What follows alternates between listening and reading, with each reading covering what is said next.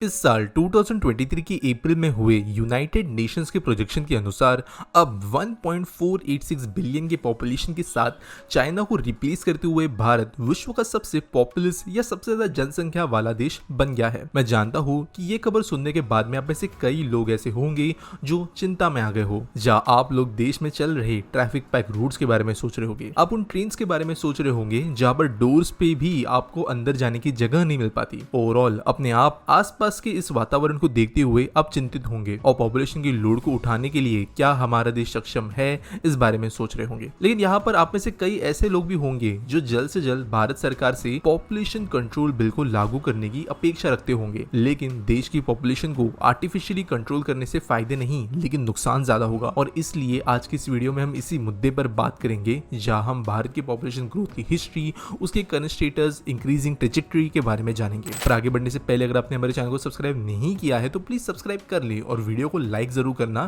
ताकि यूट्यूब को पता चले कि ये वीडियोस जो है आपको अच्छी लगती है और इसकी वजह से हमें भी बहुत मोटिवेशन मिलता है। सबसे पहले मैं आपको एक बात क्लियर यहाँ पे कर देता हूँ, अगर आपको पॉपुलेशन या क्राउड से दिक्कत है तो एक बात यह जरूर समझनी चाहिए कि आप और हम भी क्राउड का हिस्सा है। अगर आपके पेरेंट्स के जनरेशन में 6-6, 7-7 भाई बहन थे और उनके ग्रैंडफादर या ग्रैंडमदर के जनरेशन में और ज्यादा ऐसे 8-10 भाई बहन आपको देखने मिलते थे, तो आप भी पॉपुलेशन का जो इतना एक्सप्लोजन हुआ है उसके पीछे का कारण हो, और इसके लिए किसी और को इसके लिए रिस्पॉन्सिबल ठहराना गलत बात होगी, क्योंकि आप खुद क्राउड का हिस्सा हो। पॉपुलेशन ग्रो होना कोई नई बात नहीं है। आप दुनिया की पुरानी सभ्यताओं या सिविलाइजेशंस को अगर देखें तो इन सारी सिविलाइजेशंस में एक चीज लगभग कॉमन नजर आती है सब में, वो है बड़े लेंथ वाली रिवर्स के आसपास बसे हुए थे ये अर्ली सिविलाइजेशंस, और पॉपुलेशन ग्रोथ यही से हुई। भारत में सिंधु घाटी सभ्यता या इंडस रिवर वैली सिविलाइजेशन उन्हीं में से एक थी। सिंधु नदी के पास में बहुत ज्यादा लोग रहने लगे थे प्राचीन काल से। साथ साथ हमारे गंजेटिक प्लेन्स या गंगा नदी के किनारे की जो जमीनें थी, जब वहां पर हिमालय से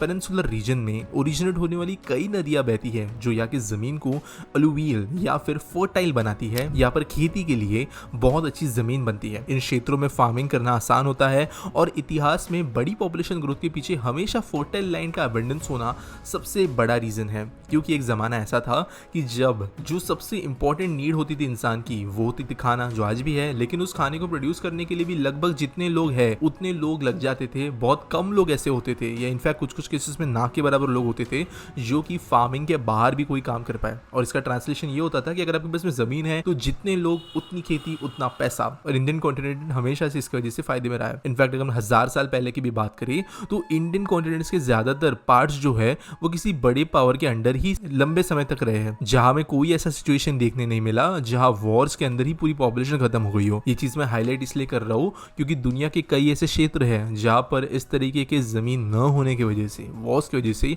पूरी सभ्यताएं वाइप आउट हुई है। इंडिया में ऐसा नहीं हुआ, इसलिए हमारी पॉपुलेशन स्टेबिलिटी के साथ में कंटिन्यूसली ग्रो ही करती रही है। लेकिन साल 1947 में अंग्रेजों से आजादी मिलने के बाद में काफी बड़े समय तक हमारी नेशनल इनकम 90% से भी ज्यादा एग्रीकल्चर के ऊपर डिपेंडेंट थी। अब पुराने जमाने में जब इंडस्ट्रियलाइजेशन नहीं हुआ था तब ये बात समझी जा सकती है कि हम एग्रीकल्चर डिपेंडेंट थे, और उसके लिए जितने ज्यादा जनसंख्या की जरूरत थी वो फार्मिंग को सस्टेन करने के लिए जरूरी थी। साथ साथ इंडिया इतना फर्टाइल था कि अपने लिए उन्हें कभी भी कहीं खाना मंगवाने की जरूरत नहीं पड़ी। आज भी इतनी बड़ी पॉपुलेशन हमारी है लेकिन हम फूड के लिए सस्टेनेबल है। हालांकि कुछ चीजें इंपोर्ट करनी पड़ती है लेकिन वो चॉइसेस की वजह से है, नीड की वजह से नहीं। और ये चीज इंडिया के पॉपुलेशन को वैसे भी काफी बड़ा बना रही थी। अंग्रेज जाने के बाद में ये जो 90% से ज्यादा इनकम एग्रीकल्चर से आ रही थी, वो देश के अंदर ज्यादातर ट्रेडिशनल टेक्निक्स की वजह से हो रही थी। यानी फार्मिंग के लिए ज्यादा मशीनरी वगैरह इस्तेमाल नहीं होती थी, मैन पावर का महत्व था। इसी कारण देश में जो ज्यादातर पैदा होने वाले बच्चे थे उनको पैदा करने का रीजन ही था ज्यादा से ज्यादा, अगर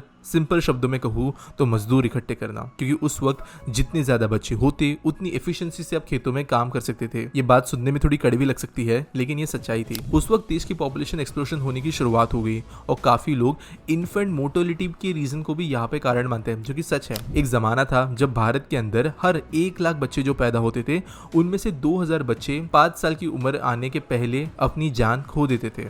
बीमारियों की वजह से, प्रॉपर न्यूट्रिशन न होने की वजह से, कई रीजंस की वजह से। उस जमाने में देश के अंदर ठीक से हेल्थ और सेक्स एजुकेशन भी नहीं था, प्रिकॉशंस लेना लोगों को नहीं आते थे और इसके लिए मल्टीपल रीजन से निकल कर आते थे, चाहे खेत के अंदर काम करने के लिए लोग हो, चाहे बच्चों की सर्वाइबिलिटी के हिसाब से देखने वाली प्रेडिक्टेबिलिटी हो, कोई रीजन या कोई माध्यम नहीं होता था बच्चों की पैदावार रोकने के लिए, जो कि देश के अंदर की पॉपुलेशन को और ज्यादा ग्रो करता रहा। ऊपर से हुआ ये कि ब्रिटिश राज देश में मैनमेड ड्राउट्स ला रही थी, जिसकी वजह से फीमेल्स को बर्थ देने के लिए पोषण नहीं मिल पाता था। इसकी वजह से और इन्फेंट मोर्टिलिटी बढ़ गई और ज्यादा बच्चे लोग और पैदा करने लगे। 1947 में देश की लिटरेसी 18% थी और फीमेल लिटरेसी तो 8.8% थी। अब इनके अंदर अगर हम कंट्रीब्यूट कर दे कि प्राइमरी हेल्थ केयर सेंटर्स का भी एक्सेस लोगों के पास में नहीं था, तो हर घर में आधा डजन बच्चे होना नॉर्म बन गया था। फिर आजादी के बाद में कई साल देश में उन्नति आई और एक बहुत बड़ी पॉपुलेशन इकोनॉमिकली अपवर्ड शिफ्ट हुई, जो कि ज्यादा बच्चे पैदा करने और संभालने दोनों में समर्थ थी। लेकिन 21वीं सेंचुरी के आते आते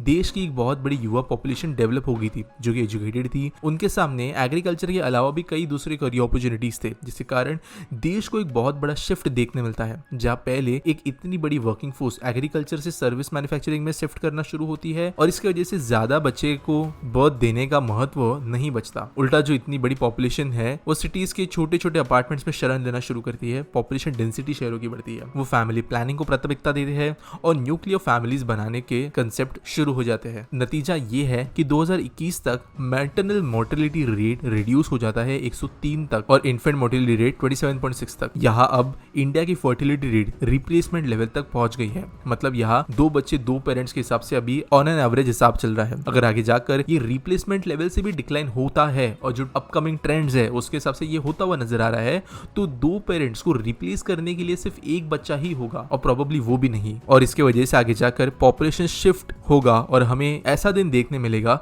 जब हमारे देश की ज्यादातर पॉपुलेशन बूढ़ी या ओल्ड एज की होगी। अब ये कोई बड़ा इशू लगता नहीं है, लेकिन थोड़ा इसको डिटेल में समझते हैं। वर्तमान में हमारी पॉपुलेशन ग्रोथ पीक पे है, जहां मोस्टली यंग पॉपुलेशन ज्यादा शेयर में आज एग्जिस्ट करती है। लेकिन हमें याद रखना होगा कि यूरोप, अमेरिका, जापान ये भी एक समय पर हमारी जैसी ही यंग पॉपुलेशन को होस्ट करते थे और उन्हें भी जो फर्टिलिटी रेट है, जो बर्थ रेट है, उसके अंदर डिक्लाइन विटनेस करने मिला और इसके वजह से आज उनके यहाँ पे दिक्कतें आ रही है। यूरोप और अमेरिका तो फिर भी प्लान्ड माइग्रेशन करते हैं, दूसरे कंट्रीज के यंग पॉपुलेशन को अपने अंदर बुलाते हैं, इसके वजह से उनके यहाँ पे यंग और बूढ़े लोगों वाली दिक्कत नहीं आती। लेकिन जापान जैसे देश है जो इतने बुरे सिचुएशन में है, क्या उनके पास में हार्ड वर्किंग जवानों की कमी है। एक स्टडी के अनुसार जापान में साल 2040 तक 11 मिलियन वर्कर्स की शॉर्टेज होने वाली है। लेकिन इंडिया की पॉपुलेशन बहुत बड़ी है, हम भारत को इन कंट्रीज के साथ में कंपेयर कर ही नहीं सकते। तो चलिए हम उस देश के कंपैरिजन करते हैं जिससे हम कुछ महीनों पहले सबसे ज्यादा पॉपुलेटेड पोजीशन पर पहुंचे। आप लोग सही समझ रहे हो, चाइना की बात कर रहा हूँ। तो देखिए, चाइना 1970s में 1 बिलियन की पॉपुलेशन के करीब पहुंच रही थी,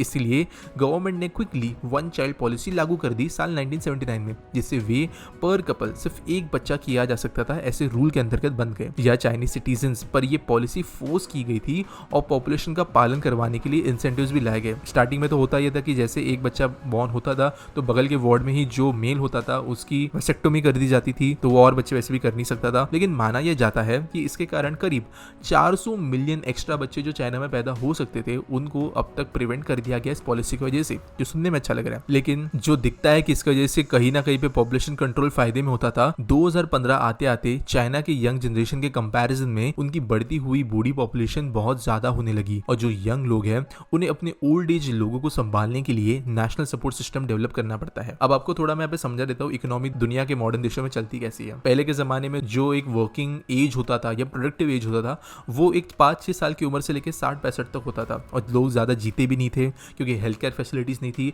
तो 70-65 जो है कोई बहुत बड़ा एज नहीं होता था किसी के मौत के लिए। लेकिन अब हुआ ये मॉडर्न इकोनॉमिक्स के अंदर कि 21 से 25 साल के एज में तो आप वैसे भी पढ़ रहे होते हो, तब आप इकोनॉमिक कंट्रीब्यूशन नहीं देते हो, लेकिन गवर्नमेंट को, आपके पेरेंट्स को आपको ही सपोर्ट करना पड़ता है। सेम चीज 60 के बाद में होती है, जहाँ पे आप कोई खुद कंट्रीब्यूशन नहीं देते हो इकोनॉमी को, लेकिन आपके आसपास के लोगों को आपके लिए काम करना पड़ता है। और यही चीज पूरे के पूरे इकोनॉमी के बड़े लेवल पे भी आती है। जितने बूढ़े लोग या जितने बहुत ज्यादा छोटे लोग, उतना प्रेशर आता है। जो छोटे लोग हैं वो तो भी एटलीस्ट एक टाइम पे प्रोडक्टिव बन जाएंगे, लेकिन बूढ़े लोग के साथ में ऐसा नहीं होता। इवन करेंटली चाइना की बात करें तो उनके पास में बहुत बड़ी वर्किंग पॉपुलेशन नहीं है जो पहले जैसे वर्ल्ड के सबसे लो कॉस्ट मैन्युफैक्चरिंग कर सके, उसलिए उनके यहाँ पर भी वेजेस जो है वो बढ़ना शुरू हो गए हैं।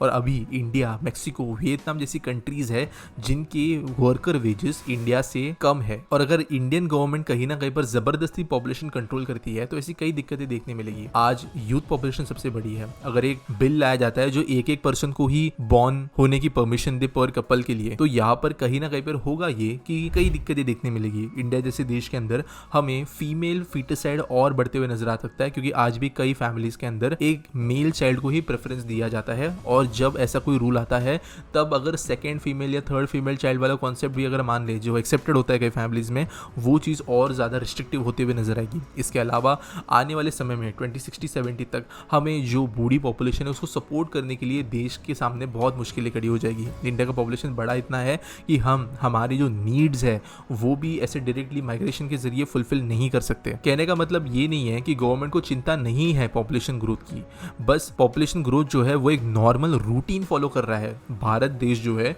वो अभी सबसे ज़्यादा पॉपुलेटेड देश नहीं बना है। अगर आप इतिहास में हजारों साल पहले भी जाए तो भी भारत का पूरा जो सब कॉन्टिनेंट है, जो अखंड भारत है हमारा, वो दुनिया का सबसे पॉपुलेटेड रीजन रहा ही है, वो हमारे फर्टाइल सॉइल की वजह से।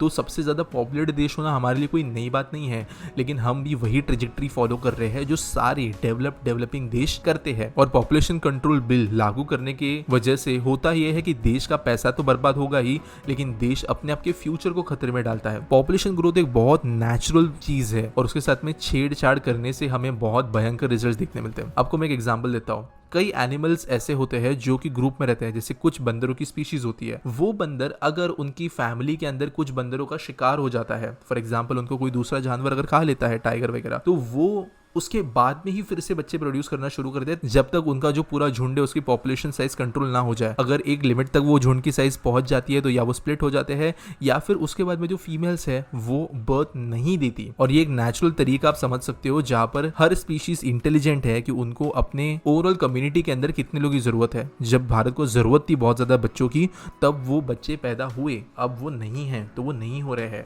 और ये नेचुरल ट्रेजेक्टरी हम फॉलो करेंगे। इसके साथ में छेड़छाड़ करने की वजह से हमें आगे जाकर बहुत दिक्कतें फेस करने को मिल सकती है। हाँ, देश के अंदर कई चीजें पॉपुलेशन की वजह से आती भी है। आज युवा अनएम्प्लॉयड है, लेकिन ये इसके बावजूद है कि देश में कई गवर्नमेंट पोस्ट खाली पड़ी है। तो गवर्नमेंट को यहाँ पर कहीं ना कहीं काम करने की जरूरत है। प्राइवेट इन्वेस्टमेंट्स बड़े लेवल पर आना जरूरी है ताकि प्राइवेट सेक्टर में जॉब्स खुल पाए। एंटरप्रेन्योरशिप बढ़ाने की जरूरत है ताकि जो इनर पॉपुलेशन है उसको जॉब मिल पाए अंदर ही। इंफ्रास्ट्रक्चर जो है वो कमी महसूस होती है, जो हमने स्टार्टिंग के लाइन्स में एग्जाम्पल की बात की, ट्रेन, रोड्स की, वो चीजें गवर्नमेंट को संभालने की जरूरत है। बड़ी पॉपुलेशन के साथ में चीजें की जा सकती है और हो भी रही है, लेकिन कहीं ना कहीं पर हम पॉपुलेशन और इंफ्रा के ग्रोथ में पीछे है। चाइना की बड़ी पॉपुलेशन उनके लिए कभी दिक्कत का कारण नहीं बनी। आपको चाइना के अंदर खचाखच भरी हुई ट्रेन नहीं देखने मिलती। हालांकि वहां पे एग्जांपल्स दिए गए हैं ट्रैफिक जैम्स के, लेकिन वो वन ऑफ द काइंड थे। उनके शहरों में हमारे जैसे ट्रैफिक नहीं होता क्योंकि वो चीजों को संभालने में सक्षम थे। और यही इंडिया की भी बात है। इंडिया आज भी बहुत बड़ी पॉपुलेशन को इससे भी सारा संभाल सकता है अपने फूड रिसोर्सेज वगैरह के साथ, लेकिन यहाँ पे जरूरत है बेसिक चीजों पर ध्यान देने की। उम्मीद करता हूँ वीडियो अच्छा लगा होगा। लाइक जरूर करना। मिलेंगे अगले वीडियो में।